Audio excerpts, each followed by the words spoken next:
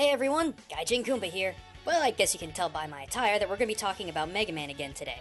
Now I know I've trotted down this path many a time before with Naplam Napalm Man, and basically the entirety of Mega Man 6, but I can't help it. This franchise keeps surprising me with cultural inspiration after cultural inspiration. I used to think Zelda was going to be my go-to game for references, but Mega Man seems to be beating Link outright in this fight. As for today's topic though, in everything I've talked about before, this one is the most surprising.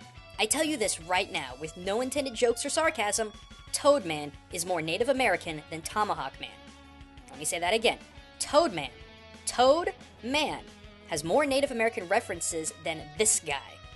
Where Tomahawk Man is the personification of all the stereotypes and perceived notions that we have when it comes to Native American culture, Toadman absolutely oozes references from Navajo specifically.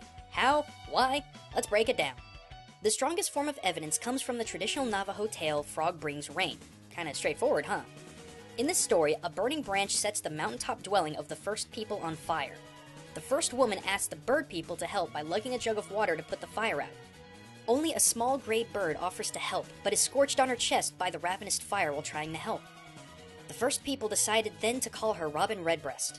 The first man asked the insects, bears, lions, and wolves to help, but none offered any aid. However, the first woman found Frog and Crane, who did offer to help. Frog used his spongy body to soak up a vast amount of water, and Crane carried him above the mountain, and together doused the fire like rain from the sky. In gratitude, first woman gives Crane the name Rainbird, and gives Frog the ability to call rain. Already I'm sure you're starting to piece together the parallels between the character Frog and Toadman, but don't get ahead of me because we haven't even scratched the surface. Toadman's ability, the Rain Flush, calls down acidic rain to harm Mega Man. But this was a weaponized modification by Dr. Cossack while he was being blackmailed by Wily in the story of Mega Man 4. Originally, Toadman was created as an agricultural robot who helped in areas under extreme drought by bringing rain. And according to the game, what does he do when he uses the Rain Flush ability? It looks like a quick little dance. And yeah, it's totally feasible that this is a reference to rain dancing, of which the Navajo have a very specific dance that follows a pattern of zigzag dancing, and adorning themselves with turquoise stones for water and feathers symbolizing wind. And interestingly enough, this was one of the few dances both men and women could participate in, which highlights its uniqueness. The particular time Navajo will perform this dance is late August, when it's incredibly dry in an attempt to bring rain to curb drought. Sound familiar? So we have a rain-dancing Toadman who's programmed to use his abilities at locations of drought. And you think that would be all the evidence needed, huh? Oh no. No. We still have the stage and stage enemies to decipher. Oh yes, the cultural references run that deep. So how about the stage itself? While the sewer theme is overpowering, it's easy to miss just how rain-themed the stage is. From the beginning of the stage, you have rains that are so strong they actually push Mega Man back. Once you get in the sewers though, it's constantly flooded with water, presumably from the rain. So it's safe to say that, theoretically, rainfall in the stage is perpetual. Now how about the enemies? You've got Rakasa, whose name comes from the Japanese word for umbrella, kasa, and he fits the whole basic theme of rain. But you also have the Suwaron, which I presume are supposed to look like swallows. Now, I might be looking a little hard into this, but the images I found of Robin Redbreast in the story Frog Brings Rain makes her look more like a swallow and less like a robin. In theory, this could be a really subtle hint to the folk story. The other most memorable enemy of this stage is the snail enemy Escaru. Now, believe it or not, this is likely another reference to another Navajo folk story called Snail Girl Brings Water.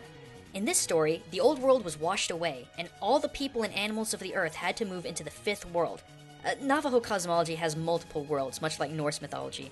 Anyway, there was only salt water in this new world, and First Woman told the Water Clan that someone had to return to the old world and bring back fresh water. Beaver, otter, and turtle all botched it, and it fell upon a tiny snail girl to make the trip.